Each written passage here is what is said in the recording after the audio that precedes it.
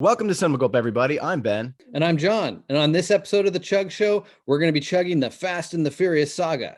Because what goes better together than drinking and driving?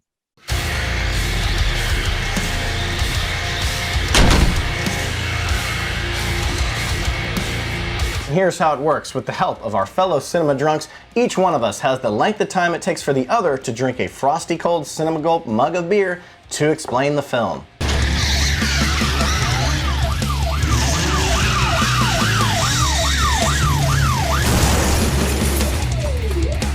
The Fast and Furious 1, we opened with 3 Honda Civics with green neon lights, harpooning a truck for DVD players. Just being inconspicuous was not the goal. Brian, just a suburban kid from Arizona, is racing his custom car in the desert. Brian's love for tuna fish sandwiches leads him to dawn. Later, we get the obligatory underground street race, the beginning of it all. Brian loses his car. Brian escapes with Dom. His car is burnt by Tran. He owes Dom a 10-second car. We discover that Brian is an FBI agent and he works for Buffalo Bill. The hijacker calls in a raid. They get the wrong guy. Flashbacks to Point Break. Brian realizes his mistake and goes on a date with Dom. They drive up the coast and eat shrimp. Brian joins the gang. Goes to the poorly named Race Wars. Jesse loses his car to Tran and just keeps driving. Brian sees Dom's crew go for another hijacking, the motherlode of all DVD players. Follows, saves Dom, lets him escape. Goes to find Dom, who is just leaving to find Jesse, who just shows up, who is then just showed up and killed by Tran, who just shows up. Dom drives his father's car for the first time. Brian chases. They only get a quarter mile because that's how Dom lives his life. Dom crashes. Brian gives him his 10-second car. The cops come back. Brian quits the force. Flashbacks to Point Break.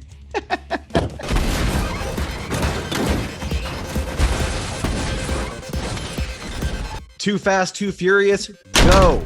This one has the number 2 in the title, twice. See what they did there? This one's in Miami because why the fuck not? Roman, not Dom Pierce, clearly written to be Dom, but is not Dom. Without real Dom, you can't help but wonder why should we care about the dull, bland, expressionless character like Brian O'Connor and what he's up to.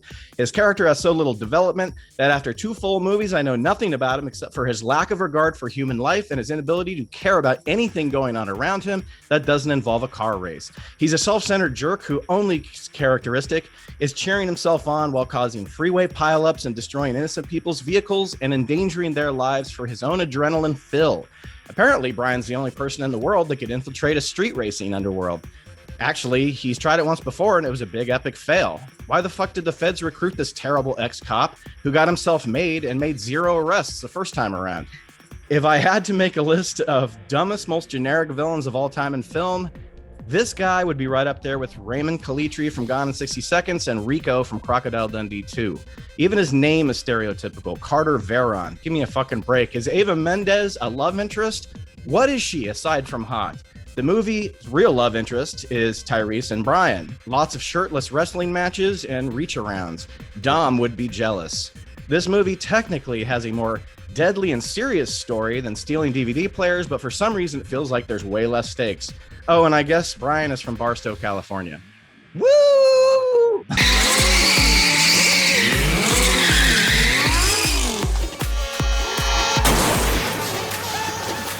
Tokyo Drift. Lucas Black from Sling Blade takes over the franchise. With his southern charms, he's sure to be the lead in part 4, 5, 6, and beyond. Once you go Lucas Black, you never go back. Sling Blade and Brad the Toolman Taylor do some home improvements during the opening race scene.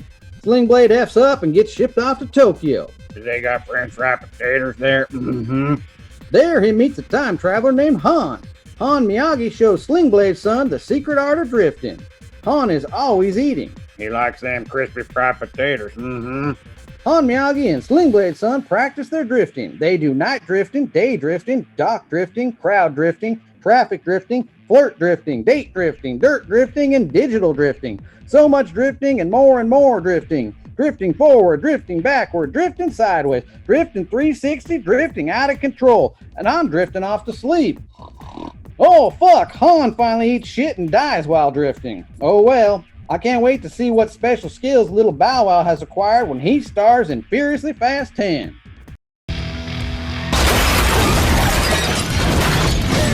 Fast and Furious 4. The setup for this film is bleak and transparent, for it's hard to tell exactly where any of it's supposed to be taking place. Han is supposedly back from the dead. Oh wait, I guess this is a prequel. What the fuck? Dom gets a sudden burst of consciousness and splits on Letty in the middle of the night to, quote, keep her safe by leaving her in a shady South American hotel room that Jason Bourne wouldn't feel comfortable in. After that, Brian finds out that Letty had moved back to LA and has been murdered. When the fuck did any of this happen? When did Letty move back to LA? She's working on cars again? When the fuck did that happen? Total trick promotion of the film with the poster featuring Michelle Rodriguez, who's literally in less than this movie than she is in part 5, which she isn't in at all. Vin Diesel seems super bored in this one.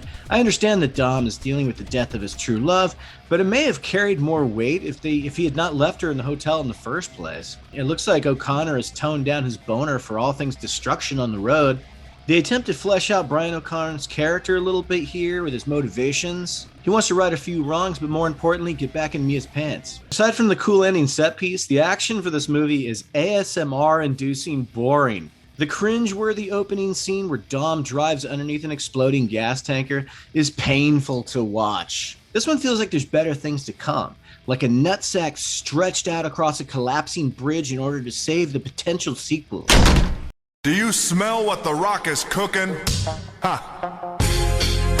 The Rock's laying the smackdown. The Rock says... Fast Five, aka The Brazilian Wax Job, aka Ocean's Impossible Part 1. Vin Diesel brings together his family of super soldiers and brainiacs for one hell of an awesome 90s throwback action flick. Diesel gets his wish of playing a Terminator who feels no pain, even when getting bashed with a crowbar. Franchise Viagra shows up in the form of a rock-hard Johnson. We get an Ocean's Impossible heist that includes Wonder Woman using her finest assets to collect fingerprints, a completely ludicrous RC car trick, a babbling Tyrese, a Brazilian bathroom blowout, the bumbling FBI, bad banter, bad acting, badass cars, family, butt shots, burnt barbecue, a baby announcement, buddies bonding, and bald behemoths battling. More collateral damage than a superhero Sokovian vacation. Who doesn't love seeing Vin Diesel driving a supercharged muscle car using a safe like a Morning Star? This movie is simultaneously badass and dumb as The Rock. That's his phone. That's his phone.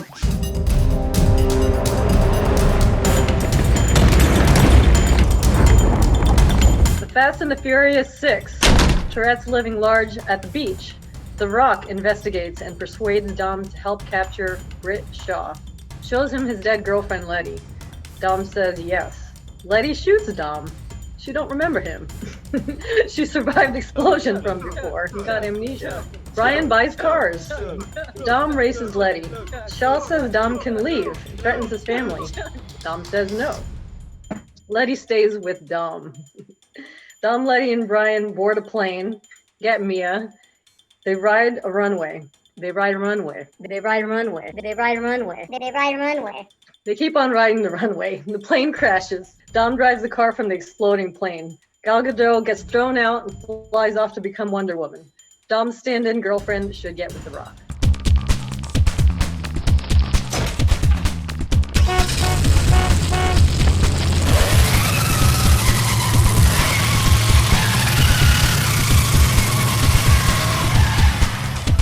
Arr, this movie gave me scurvy. You walk into Furious 7 expecting logic or reason, turn around and go watch The Theory of Everything. I figured car races and ass shots would be all but gone by this point. But hey, this movie came out before Me Too era. Arr. The plot is paper thin, but really who cares a scallywag's ass? Ludacris trades in his gigantic puffy afro from the second one for a shiny new set of amazing out-of-this-world computer skills. Arr. Hey, do you think his character was a computer whiz all along? Or is there any possibility that the plot just needed a hacker and Ludacris drew the short straw? Kurt Russell joins the cast as Mr. Nobody, which perfectly describes his character. Dwayne Johnson, much to The Rock's dismay and Vin Diesel's delight, is a glorified cameo at best. Logic was thrown out the door 2 or 3 films ago, but holy shit, does this defy the laws of reality and physics. As much fun as it is to watch cars skydive, fuck you, it's stupid. Jason Statham is the toughest 5'2" villain we've seen since Joe Pesci in Goodfellas and Casino. There's a sad undertone in this film, which is the untimely and tragic death of Paul Walker, who from all accounts and interviews seems like a truly amazing and genuine guy. The machoism is so strong in these films that it can feel like what it must have been like to watch cavemen fighting over a dead bear's rotting corpse. But in reality, these guys are a bunch of prima donnas who use tweets to hate on each other. Pussies. And the final fish fight involves fucking car garage tools. I swear the Zucker brothers could have directed this movie. Let's pillage the island for this treasure, you scallywags. I want to go soft on this movie, so parlay.